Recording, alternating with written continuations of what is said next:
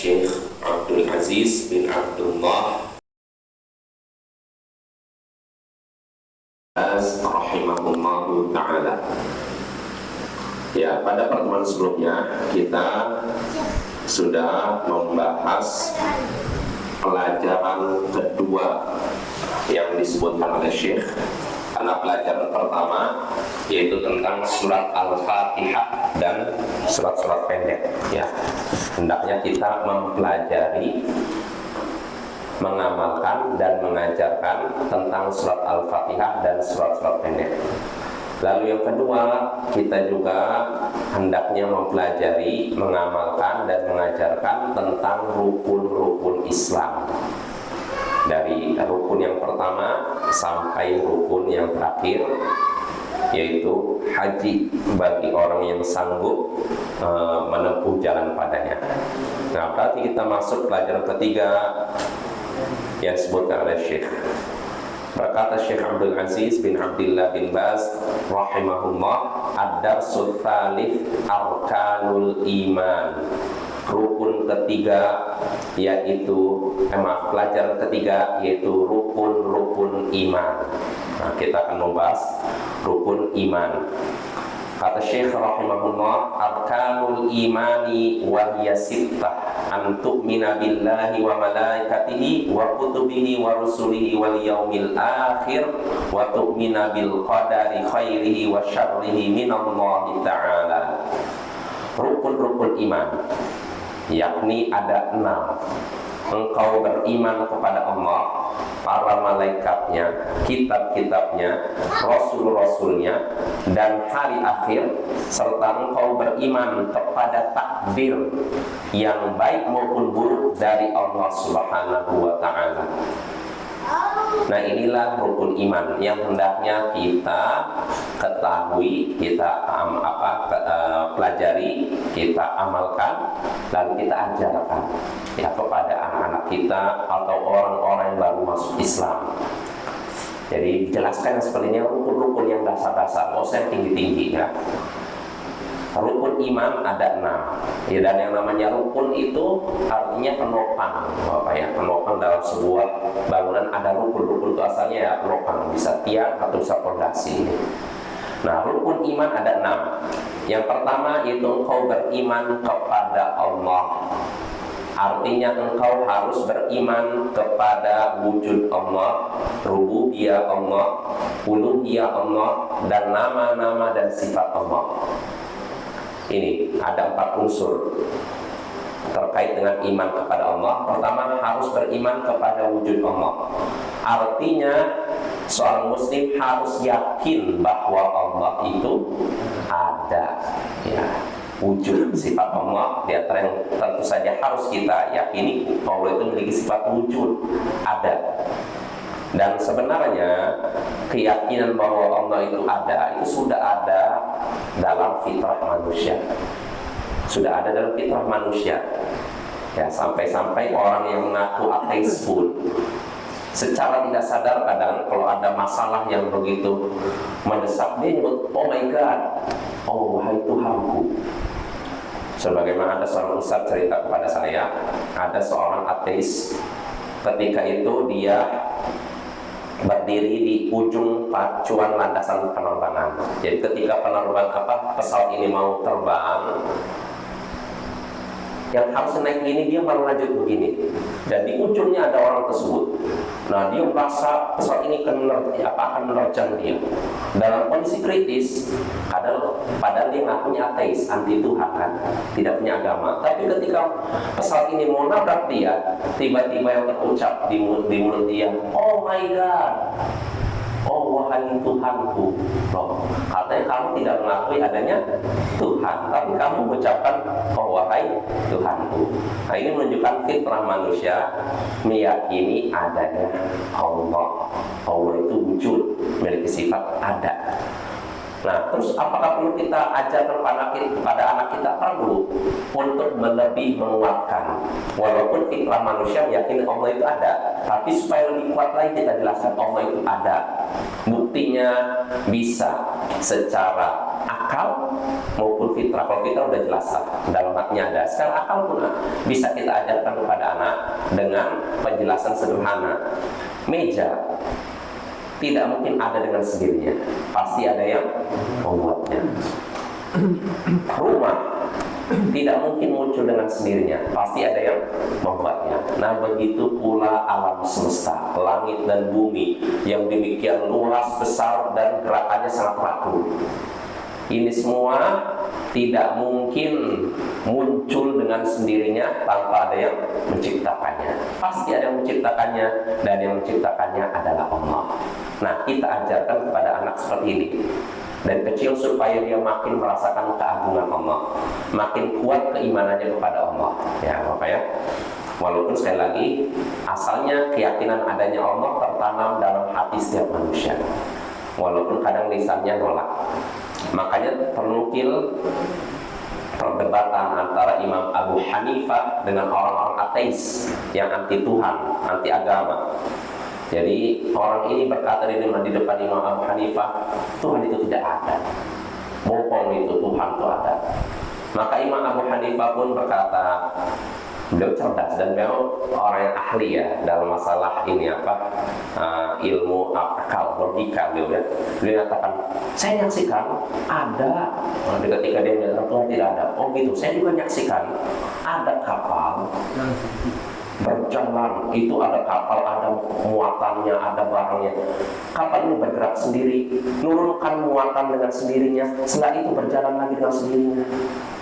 Maka orang ateis ini berkata apa? Bohong itu, nggak mungkin kapal berjalan dengan sendirinya, nggak mungkin kapal menurunkan muatan dengan sendirinya, pasti ada yang mengaturnya. Nah, maka Imam Abu Hanifah berkata, nah kalau kapal saja ada yang mengaturnya, apalagi alam semesta yang cakupannya lebih luas daripada kapal, tentu saja ada yang mengaturnya.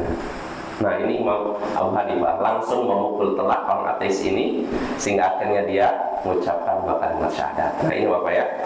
Ya, ini tentang iman kepada wujud Allah. Kita harus meyakini dan kita ajarkan kepada anak kita atau orang yang baru masuk Islam bahwa Allah itu ada ya. Lalu kita juga harus meyakini bahwa mengimani bahwa tentang rububiyah Allah, bahwasanya Allah lah yang menciptakan, menguasai dan mengatur alam semesta. Ini ajarkan seperti ini kepada anak kita. Nah, siapa yang menciptakan langit dan bumi? Sekarang anak masih kecil kan masih belum nyambung. Itu Allah. Siapa yang menciptakan kamu, menciptakan orang tuamu? Allah. Terus ajarkan seperti itu. Nah, setelah itu ajarkan kepada dia siapa yang menguasai alam semesta ini. Apakah Nyi Roro Kidul misalkan, atau Allah? Terus ajarkan seperti itu. Siapa yang mengatur alam semesta, mengatur hidupmu, mengatur rezekimu, mengatur turunnya hujan? Allah. Jelaskan gitu. Nah, ini yang kedua, mengimani rububiyah Allah. Lalu berikutnya mengimani uluhiyah Allah. Artinya harus yakin hanya Allah lah yang berhak disembah, hanya Allah lah yang berhak diibadahi. Ibadah itu hanya ditujukan kepada Allah. Nah, kita ajarkan, nah kalau kamu berdoa, doa itu ibadah, nah berarti kamu ibadahnya kepada Allah, mintanya kepada Allah, bukan kepada manusia, bukan kepada malaikat. Nanti kalau kamu dapat musibah, panggillah ya Allah, ya bukan ya Hussein seperti orang-orang Syiah Bapak ya. Jadi dalam keadaan senang mereka memanggil ya Hussein, nanti dalam keadaan ini genting pun ya Hussein, ya Ali. Ya, kita lihat di sekarang ini yang momen perang-perang ini, ketika kena rudal, kena bom, yang mereka panggil bukan ya Allah, tapi ya Ali, kadang ya Hussein. Ya, mereka lebih mendahulukan Ali bin Abi Thalib, Hussein, cucu Nabi, dibandingkan Allah. Padahal orang-orang musyrik zaman dahulu saja tidak pernah ketika dalam keadaan mendesak mereka memanggil ya Lata, ya Uzza, ya Manat. Yang mereka panggil ya Allah. Ya, jadi menunjukkan orang-orang musyrik jahiliyah lebih cerdas daripada mereka ya. Nah, ini yang ketiga, mengimani uluhiyah Allah. Lalu berikutnya Terkait dengan iman kepada Allah, unsur keempat itu mengimani nama-nama dan sifat Allah. Artinya kita harus yakin Allah punya nama-nama dan sifat yang baik dan mulia. Namanya tidak bisa dimiliki oleh makhluk, sifatnya tidak bisa disaingi oleh sifat makhluk, ya, tidak serupa dengan sifat makhluk. Nah, ini iman, rukun iman pertama, iman kepada Allah. Lalu berikutnya iman kepada apa? Para malaikat. Nah, iman kepada malaikat mengandung 3 unsur. Pertama, mengimani nama-nama malaikat. Lalu 2 mengimani sifat-sifat malaikat. Lalu 3 mengimani tugas-tugas malaikat. Nah, pertama kita ajarkan bahwa malaikat itu, ya sebelumnya malaikat itu ada, jadi ada. Nah, di dunia ini, di alam semesta ini ada makhluk yang mengawasimu, ada ciptaan Allah yang menjagamu. Nah, itu namanya malaikat. Dan malaikat bukan cuma menjaga kamu, tugasnya banyak. Nah, pertama sebutkan nama-nama malaikat. Malaikat Jibril, Mikail, Israfil, sebutkan. Nah, kita harus yakin. Kita harus yakin, sebenarnya untuk mempelajari ini bukan cuma anak kecil ya, kita semua yang dewasa pun harus tahu ya, nama-nama malaikat. Kita harus yakini nama-nama itu ada, baik nama malaikat ini yang disebutkan dalam Al-Quran dan hadis maupun yang tidak disebutkan, karena jumlah malaikat ini tidak terbatas, tidak bisa dihitung ya. Jelaskan ke anak-anak nih nama-nama malaikat, setelah itu jelaskan sifat-sifatnya. Pertama, malaikat itu ada, terus mereka punya nama. Ketiga, sifat-sifat. Mereka punya sifat. Sifatnya diantaranya malaikat itu diciptakan dari cahaya. Jelaskan ke anak kita atau kepada kaum muslimin yang baru belajar. Dan para malaikat adalah ciptaan Allah, makhluk yang selalu menaati Allah dan tidak pernah mendurhakai Allah. Jadi nggak ada sejarahnya malaikat durhaka kepada Allah. Nah, tapi kalau manusia ada yang durhaka kepada Allah ya. Nah, jelaskan. Lalu jelaskan juga tugas-tugas malaikat. Nah, atau misalkan ada orang masuk Islam ini, ada apa? Malaikat itu memiliki tugas. Di antaranya malaikat yang menyampaikan wahyu, yaitu Jibril, malaikat yang mengatur turunnya hujan, ditugaskan oleh mengatur hujan, yaitu Mikail. Lalu malaikat yang meniupkan sangkakala, trompet, tanda hancurnya alam semesta. Ini malaikat siapa? Israfil. Lalu malaikat yang menanyai setiap orang yang mati dan masuk dalam kubur, yaitu Munkar dan Nakir. Dijelaskan. Ini tugas-tugasnya. Nah, ini perlu kita jelaskan karena Bapak-bapak, ada orang ngaku muslim tapi menolak eksistensi malaikat. Maksudnya apa? Malaikat itu bukan makhluk. Ya kan, di atas sifat malaikat kan punya sayap, ya kan? Jadi kan sebagian orang nolak itu, nggak ada itu malaikat makhluk punya sayap, lalu apa bercahaya. Nggak ada. Malaikat itu adalah dorongan dalam hati, kata mereka, yang mendorong manusia untuk berbuat taat. Jadi katanya malaikat itu dorongan dalam hati yang menyuruh manusia untuk menaati Allah. Jadi bukan makhluk yang punya sayap bisa terbang, katanya. Nah, yang seperti ini sesat, Bapak. Ya, sesat seperti ini yang terjadi pada sekte Mu'tazilah. Orang Mu'tazilah menolak tentang sifat-sifat malaikat. Dan mereka tentu saja sudah bertentangan dengan ayat Al-Quran dan hadis. Mereka bisa kafir sebenarnya. Cuman karena mereka pun pakai takwil, kita nggak bisa langsung kafirkan mereka, Mu'tazilah.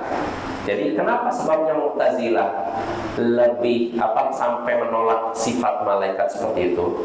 Karena ini nih, mereka menuhankan akal, mendewakan akal, lebih mendahulukan akal daripada nas, daripada hadis Nabi. Maka Bapak, kalau ada orang lebih mendahulukan akal dibandingkan hadis, orang ini bisa kita pastikan sesat, ya, menyimpang dan bisa kafir. Nah, ini yang kita khawatirkan.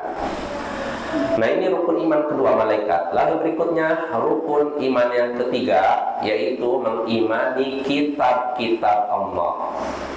Artinya ada beberapa unsur, di antaranya pertama, kita harus yakin bahwa kitab-kitab itu ada. Kalau ada orang yang menyatakan nggak ada kitab, Allah nggak pernah menurunkan kitab suci, apa hukumnya? Kafir seperti ini, tidak kita ragukan. Lalu berikutnya, mengimani nama-namanya. Kita harus yakin ada kitab yang Allah turunkan, namanya Taurat, Zabur, Injil.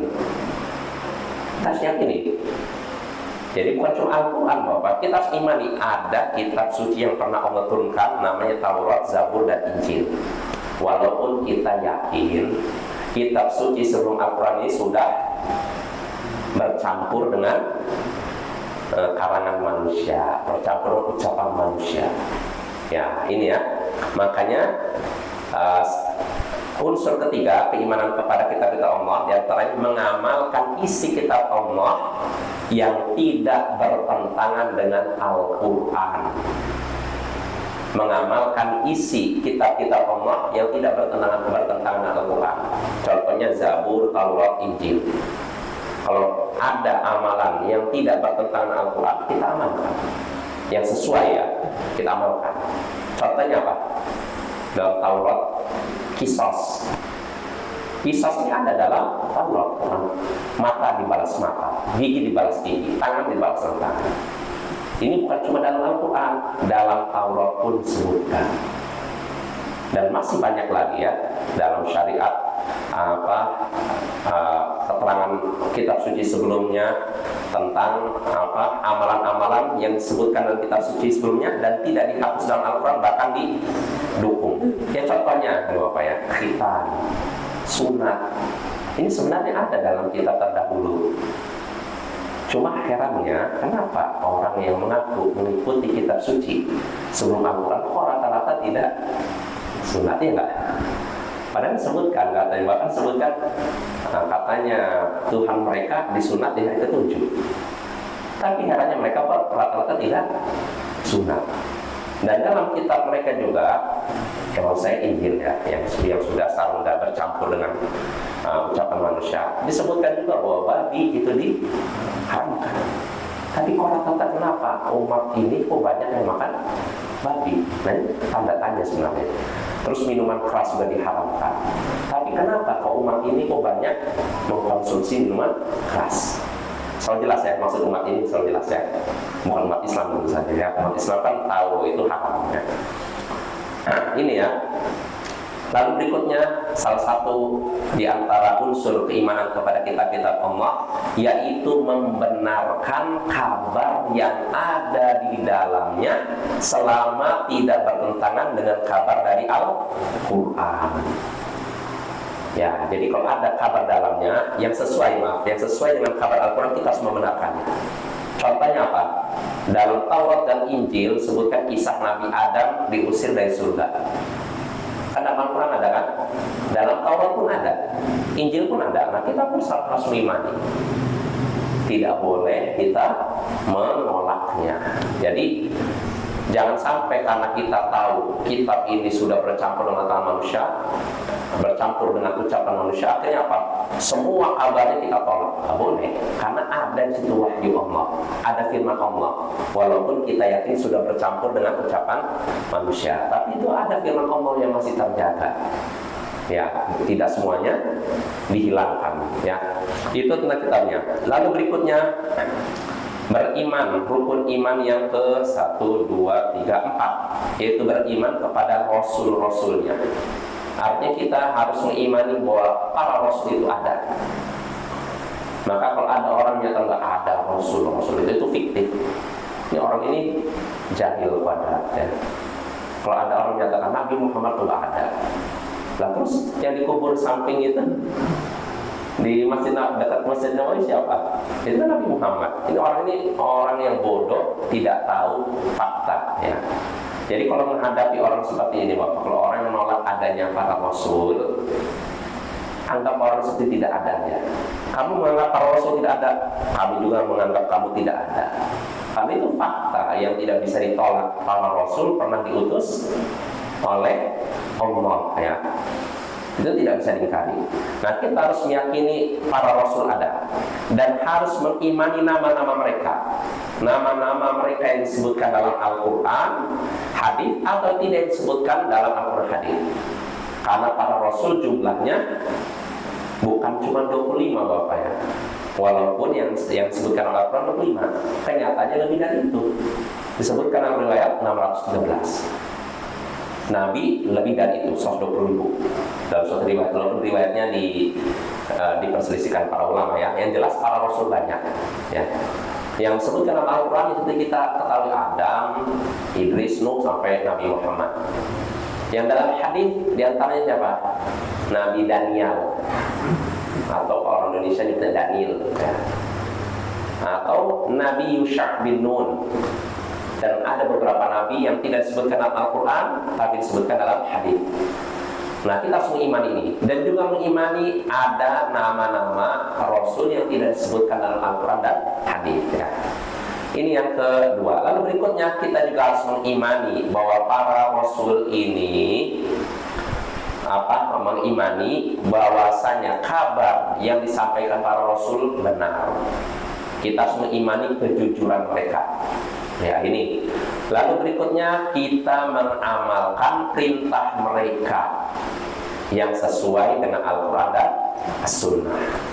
Nah, itu iman keberapa? 1, 2, 3, 4. Yang kelima, iman kepada hari akhir.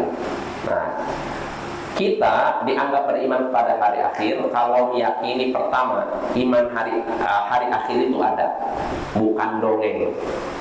Nah, ini juga kita jelaskan kepada orang baru masuk Islam atau anak kita, kabarkan, nah, suatu saat bumi yang demikian luas ini, langit yang demikian kokoh suatu saat akan hancur.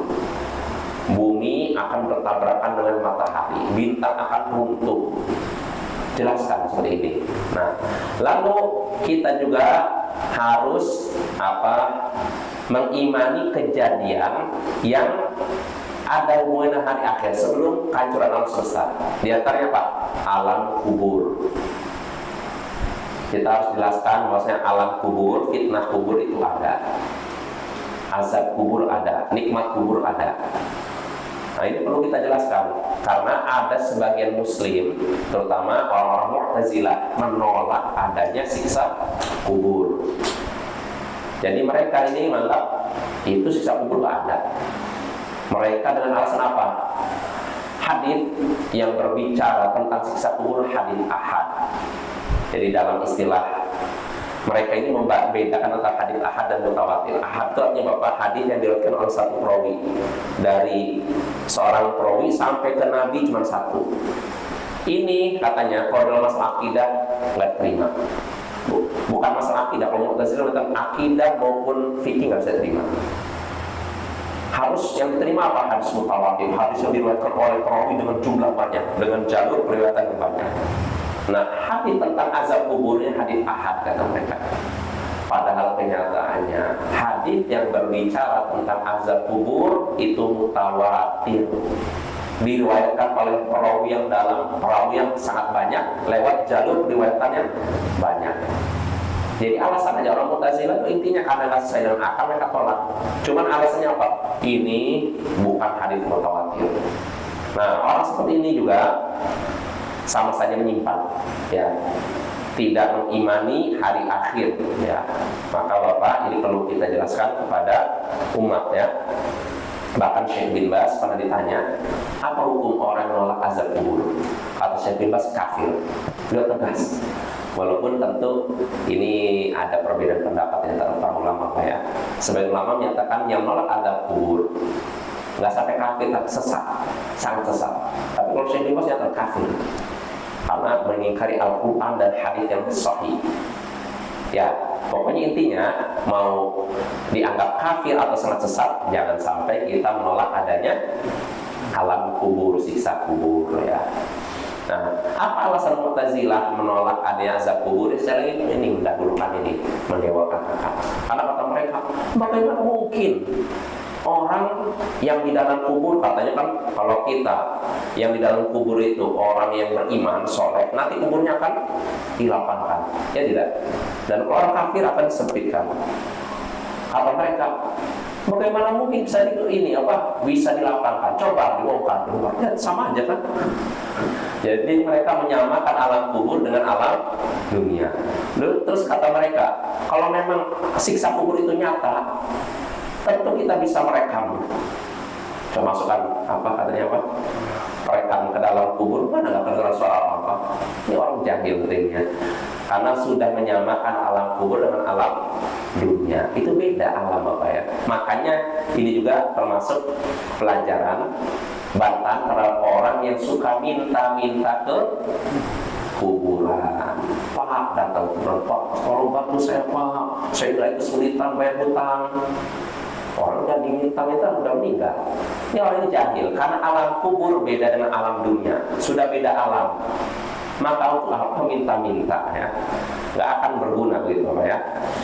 Nah itu beriman pada hari akhir. Lalu berikutnya kata Syekh, rukun iman yang keenam yaitu beriman kepada takdir Allah yang baik maupun buruk. Takdir yang baik maupun buruk. Kita harus mengimani bahwasanya Allah menakdirkan yang baik maupun buruk. Kalau menakdirkan yang baik maksudnya apa?